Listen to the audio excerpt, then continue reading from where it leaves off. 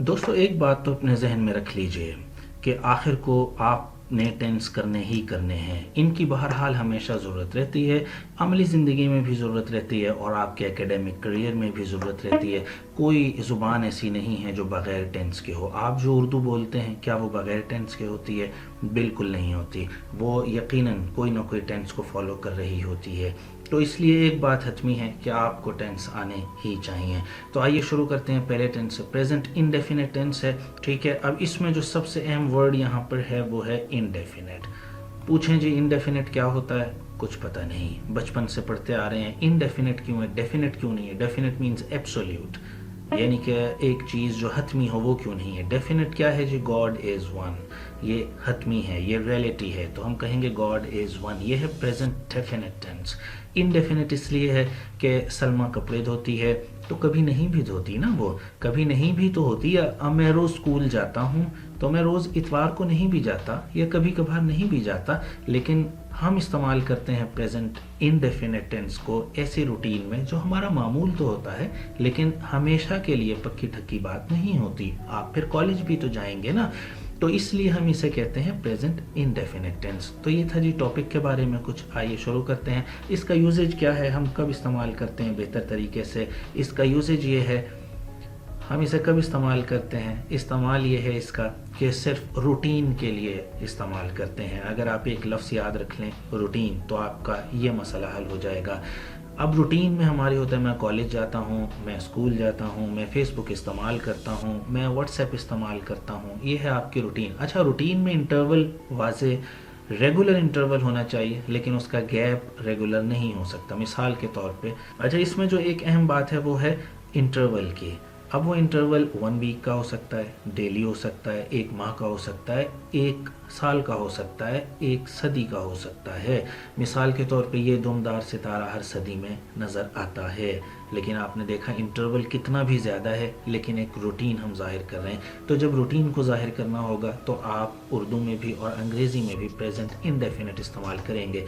अब होता क्या है, जब हम रूटीन की बात कर रहे होते हैं तो ऑटोमेटिकली ता है, ती है, ते हैं, यही आता है ना, ये आप देख रहे हैं। तो होता क्या है, जब हम रूटीन की बात कर रहे होते हैं तो ता है, ती है, ते है उर्दू में आते ही हैं। मैं सुबह उठता हूँ, मैं स्कूल जाता हूँ, मैं अपनी तैयारी करता हूँ, मैं पढ़ाता हूँ, कोई भी रूटीन, मैं फेसबुक इस्तेमाल करता हूँ, तो ऑटोमेटिकली ता है, ती है आते ही हैं।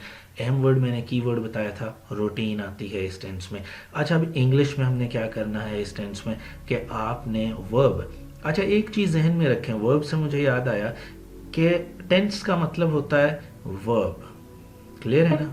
वर्ब या हेल्पिंग वर्ब, ये टेंस है। हमने वर्ब देखना है कौन सा आएगा, क्योंकि सब्जेक्ट और ऑब्जेक्ट तो सेम रहते हैं, वर्ब का सिर्फ चेंज होता है।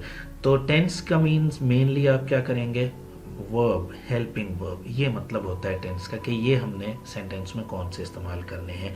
प्रेजेंट इंडेफिनिट टेंस में जो हमारा वर्ब है वो है पहली फॉर्म। टेंस मीन्स टाइम, तो हमने टाइम कैसे इंग्लिश में जाहिर करते हैं? हम टाइम हम जाहिर करते हैं हेल्पिंग वर्ब के ज़रिए।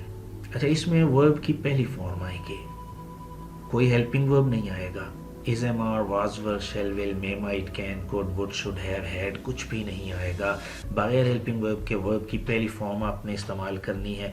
तो ये देखें जी, वर्ब की पहली फॉर्म आपने लगा दी। उसके अलावा सिर्फ ही, शी, इट, रटा लगा लें। ही, शी, इट जब आएगा तो वर्ब की पहली फॉर्म के साथ एस या ई एस का इजाफा हो जाएगा।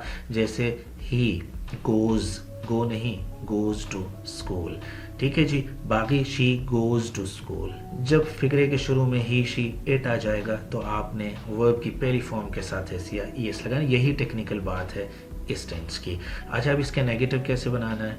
नेगेटिव, क्योंकि इसमें हेल्पिंग वर्ब तो है नहीं, बाकी टेंसेज में हेल्पिंग वर्ब के बाद नॉट लगा दे तो नेगेटिव बन जाता है। इज़ है तो इज़ नॉट कर दे, नेगेटिव बन गया। इज़, एम, आर को शुरू में ले आए तो इंट्रोगेटिव बन गया। इसमें चूंकि हेल्पिंग वर्ब नहीं है तो आपने खुद एक हेल्पिंग वर्ब लगाना है और उस हेल्पिंग वर्ब को हम कहते हैं डू और डज, यानी आपने डू और डज का इस्तेमाल करना है नेगेटिव बनाते हुए और इसका इंट्रोगेटिव बनाते हुए। याद रखेंगे जी। तो ये मैं आपको फाइल भी शेयर कर दूंगा, आप इसको तसल्ली से पढ़ भी लीजिएगा और समझते भी जाएगा। ये देखें जी, do not, does not, clear है जी। तो आपने helping verb present indefinite tense का हेल्पिंग वर्ब है डू और डज। अब हेल्पिंग वर्ब के बाद नॉट लग रहा है नेगेटिव में, तो डू नॉट कर दें। डज नॉट कहाँ लगाएंगे? जहाँ ही शी इट आ रहा होगा सेंटेंस के शुरू में, यानी थर्ड पर्सन आ रहा होगा। और इंट्रोगेटिव में आपने बिल्कुल वैसे ही करना है जैसा कि हमने किया है यहाँ, डू और डज को शुरू में ले आना है, क्योंकि हेल्पिंग वर्ब प्रेजेंट इंडेफिनिट का है डू और डज। जैसे बाकी टेंसेज में जिसमें इज एम आर आ रहा है, वाज वर आ रहा है, shall will may might can could would should have had आ रहा है, उनमें तो आप इनको शुरू में ले जाएंगे तो सिंपली इंट्रोगेटिव बन जाएगा, लेकिन इसमें नहीं है। और इसीलिए ये टेंस अहम भी है, क्योंकि इसका अपना हेल्पिंग वर्ब नहीं है। तो हमने हेल्पिंग वर्ब को शुरू में ले जाएंगे सेंटेंस के, तो वह बन जाएगा हमारा इंट्रोगेटिव। तो लीजिए जनाब, यहाँ दो सैम्पल सेंटेंसेस हैं, आइए प्रैक्टिकल कुछ काम करते हैं। ये आपको नज़र आ रहे हैं दो सेंटेंसेस, ये पहला सेंटेंस और ये आपका दूसरा सेंटेंस। इनको हम देखते हैं कि ये क्या कहते हैं। आई गो फॉर अ वॉक। देखें ता है ती है आ गया, यहाँ पर आप देख रहे हैं, यहाँ पे भी ते है आ गया, ता है ती है ते हैं। परिंदे हवा में उड़ते हैं, रूटीन है उनका, मामूल है उनका। तो आई गो फॉर अ वॉक। अब देखें पहली फॉर्म की हमने बात की थी, पहली फॉर्म गो आ गई। कोई हेल्पिंग वर्ब नज़र आ रहा है आपको? नहीं आ रहा। तो शर्तें सारी पूरी हो गई, इसका मतलब है ठीक है। बर्ड्स जमा आ गया शुरू में, तो फ्लाई पहली फॉर्म आ गई। देखें फ्लाई, बर्ड्स फ्लाई, परिंदे उड़ते हैं, रूटीन है, मामूल है उनका, इन द एयर। तो अगर सिंगुलर होता, अगर ये वाहिद होता बर्ड, अ बर्ड फ्लाइज, फिर हम एस या ई एस का इजाफा करते, लेकिन यहाँ जमा है, बर्ड्स है, तो हम इजाफा नहीं कर रहे। क्लियर है जी। होपफुली यहाँ तक कोई बात हो तो फिर भी आप मुझसे कमेंट करके पूछ सकते हैं। इसका नेगेटिव और इसका बनाते हैं इंट्रोगेटिव। वो कैसे बनेगा जनाब, उसको देख लेते हैं। पहले बनाते हैं हम इसका नेगेटिव। हमने कहा जी इसका हेल्पिंग वर्ब है डू नॉट और डज नॉट, यही कहा था ना हमने, डू नॉट और डज नॉट इसका हेल्पिंग वर्ब है। तो I do not go for a walk, very simple, subject के बाद डू नॉट लग जाएगा तो इसका नेगेटिव बन गया, I do not go for a walk. और इसी तरह birds do not fly in the air, very simple.